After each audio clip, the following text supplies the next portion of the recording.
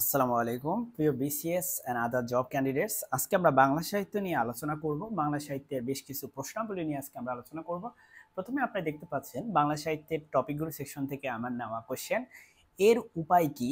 প্রহসনের রচয়িতাকে? উত্তর হচ্ছে মীর মশাররফ হোসেন। মীর মশাররফ হোসেনের একমাত্র প্রহসন হচ্ছে এটা।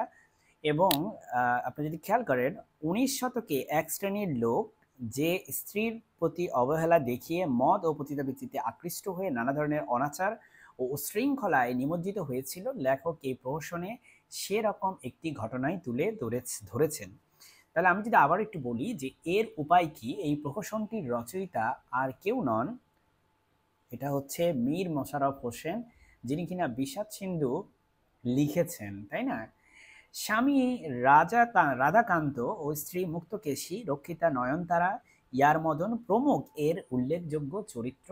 এই প্রহসনে মধুসূদন দত্তের একেই কি বলে সভ্যতার প্রভাব রয়েছে।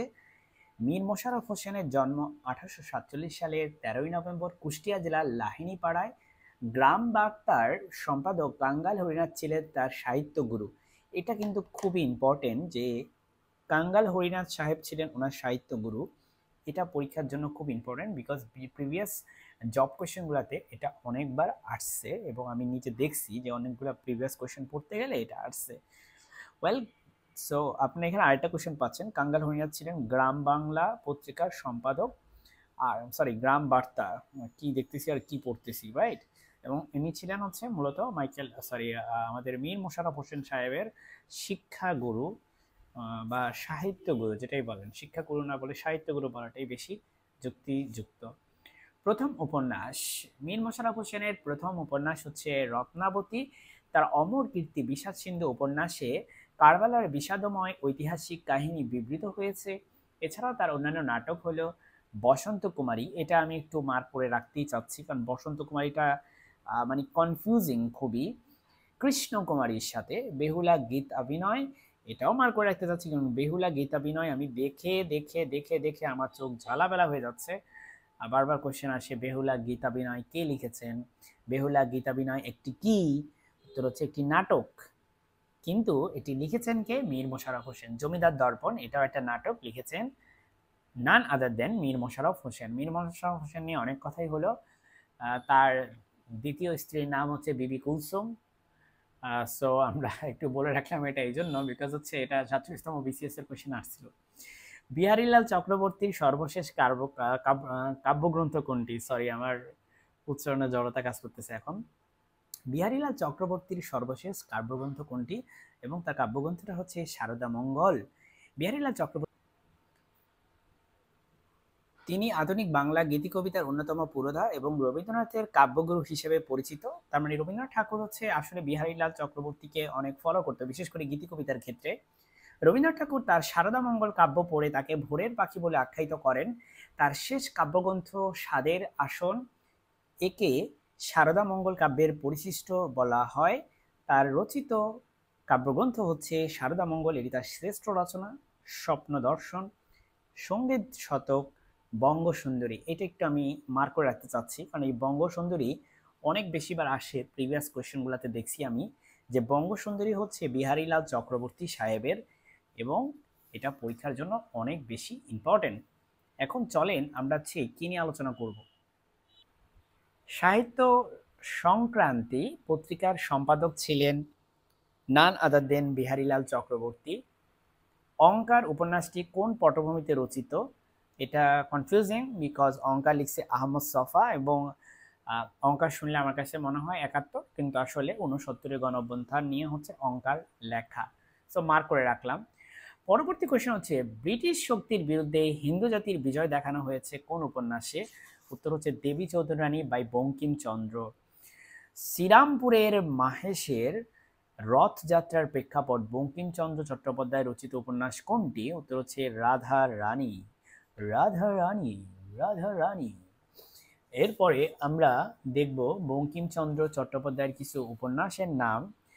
আনন্দমঠ, দেবী চৌধুরানী, সীতারাম বঙ্কিমচন্দ্র চট্টোপাধ্যায় রচিত ত্রয়ী উপন্যাস। তার মানে আমি আবার যদি একটু বলি, সীতারাম, দেবী চৌধুরানী, আনন্দমঠ, এগুলোকে বলা হয় তার ত্রয়ী উপন্যাস। উপন্যাসগুলোর প্রতিপাদ্য বিষয় হিসেবে দাঁড়িয়েছে স্বদেশভক্তি, স্বজাতি ও স্বধর্মপ্রীতি। মাইকেল মধুসূদন দত্ত প্রথম অমিতাক্ষর ছন্দের প্রয়োগ করেন তার কোন রচনায়? উত্তর হচ্ছে পদ্মাবতী।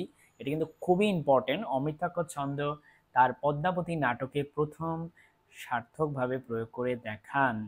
আর আমরা জানি যে অমিতাক্ষর ছন্দের রচয়িতা মানে আবিষ্কারক হচ্ছে আসলে বাংলা সাহিত্য অমিতাক্ষর ছন্দের আবিষ্কারক হচ্ছে মাইকেল মধুসূদন দত্ত। কাজী আব্দুল ওদুদ রচিত উপন্যাস কোনটি? উত্তর হচ্ছে নদীবক্ষে, খুব ইম্পর্টেন্ট। আর আরণ্যক লেখছে হচ্ছে বিভূতিভূষণ।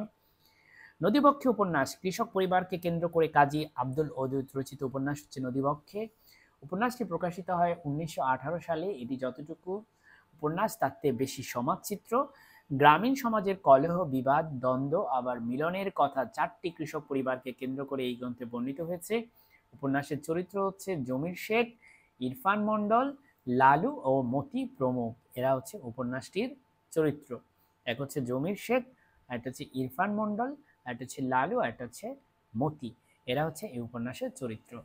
এরপরে আমরা হচ্ছে কাজী আব্দুল ওদুদ নিয়ে একটু জানবো। কাজী আব্দুল ওদুদ তিনি একজন শিক্ষাবিদ, সাহিত্যিক, চিন্তাবিদ ছিলেন।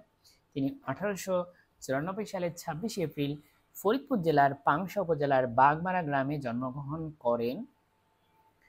এখন ফরিদপুর জেলায় কিন্তু পাংশা উপজেলা বলে কোনো উপজেলা নাই, ঠিক আছে, as far as I know. Kazi Abdul Wadud রচিত প্রবন্ধের সংকলন শাশ্বত বঙ্গ। এটা খুবই বেশি ইম্পর্টেন্ট আসলে। প্রিভিয়াস কোশ্চেনগুলোতে আস্তে আস্তে একেবারে পচায় ফেলছে। শাশ্বত বঙ্গ কে লিখছে? উত্তর হচ্ছে কাজী আব্দুল ওদুদ। আমরা একটু আগে একটা ভিডিও করছিলাম, যে ভিডিওতে আমরা দেখলাম যে শাশ্বত বঙ্গ কে লিখছে, ওখানে লেখা ছিল কাজী আব্দুল ওদুদ। একটু আগে একটা ভিডিও আমি আপলোড করেছি, সেই ভিডিওতে আছে। বাংলাপিডিয়া কে সম্পাদনা করেন? উত্তর হচ্ছে অধ্যাপক সিরাজুল ইসলাম। এটা কিন্তু আসলে মনে রাখা খুব কঠিন একটা কাজ, কারণ বাংলাপিডিয়া সম্পাদন করেছে কে? অধ্যাপক সিরাজুল ইসলাম। কঠিন কাজ কেন বললাম জানি না, বাট আমি এই কোশ্চেনে বারবার কনফিউজড হয়েছি। বাংলাপিডিয়া রচনা করেছেন অধ্যাপক Sirajul Islam. Sir William Jones কে ছিলেন? স্যার উইলিয়াম জোন্স ছিলেন কলকাতা এশিয়াটিক সোসাইটির প্রতিষ্ঠাতা। শিল্পাচার্য জয়নুল আবেদিন সংগ্রহশালা কোথায় অবস্থিত? এটা হচ্ছে ময়মনসিংহ অবস্থিত। শিল্পাচার্য জয়নুল আবেদিন সংগ্রহশালা হচ্ছে ময়মনসিংহ অবস্থিত, ঠিক আছে। নেক্সট হচ্ছে তিন কন্যা কার রচিত শিল্পচিত্র? কার বিখ্যাত চিত্রশিল্পী? এটা ভুল হয়েছে লেখা, তিন কন্যা কার বিখ্যাত চিত্রশিল্প হবে? কামরুল হাসান। চন্দ্রাবতী কাব্যের রচয়িতাকে? কোরেশি মাগন ঠাকুর। এটা আমরা অনেকেই জানি। আর শিখা কোন ধরনের পত্রিকা ছিল? শিখা ছিল একটা বার্ষিক পত্রিকা। 1926 সালে ঢাকায় প্রতিষ্ঠিত মুসলিম সাহিত্য সমাজ। এখানে একটা বিষয় যে 1926 সালে ঢাকায় প্রতিষ্ঠিত হয় মুসলিম সাহিত্য সমাজ, এবং এই মুসলিম সাহিত্য সমাজের পৃষ্ঠপোষকতায় হচ্ছে শিখা পত্রিকাটি হচ্ছে প্রকাশিত হতো। 1927 সালে শিখা নামে একটি বার্ষিক মুখপত্র প্রকাশ করা হয়। রবীন্দ্রনাথের অতিপ্রাকৃত ছোট গল্পগুলো হলো রবীন্দ্রনাথ ঠাকুরের অতিপ্রাকৃত মানে একটু ভূতুরে টাইপ বা একটু সুপার ন্যাচারাল এক্সপিরিয়েন্স, মণিহারা, কঙ্কাল, ক্ষুধিত পাষাণ, নিশীথে। তার মধ্যে আমি ক্ষুধিত পাষাণটা পড়িনি, বাট আমি ইউটিউবে এটার নাটক দেখেছি। মণিহারাও দেখছি, এই দুইটাও দেখছি আমি, সো আপনারা দেখে নিতে পারেন। মণিহারা, ক্ষুধিত পাষাণ, কঙ্কাল, নিশীথে এগুলো হচ্ছে রবীন্দ্রনাথ ঠাকুরের অতিপ্রাকৃত ছোট গল্প। আমি আবারও একটু বলি, আমার তো মণিহারা আর ক্ষুধিত পাষাণ মনে থাকবে, কিন্তু কঙ্কাল আর নিশীথে মনে নাও থাকতে পারে। সো আমি এটা একটু মার্ক করে রাখি, কারণ রবীন্দ্রনাথ ঠাকুরের অতিপ্রাকৃত গল্পের মধ্যে কঙ্কালও রয়েছে, নিশীথেও রয়েছে, মণিহারা আর ক্ষুধিত পাষাণ আমার মনে থাকবে, যেহেতু ঘটনাগুলো আমি দেখছি ইউটিউবে। সো আমার সেগুলো মনে থাকবে ইনশাআল্লাহ।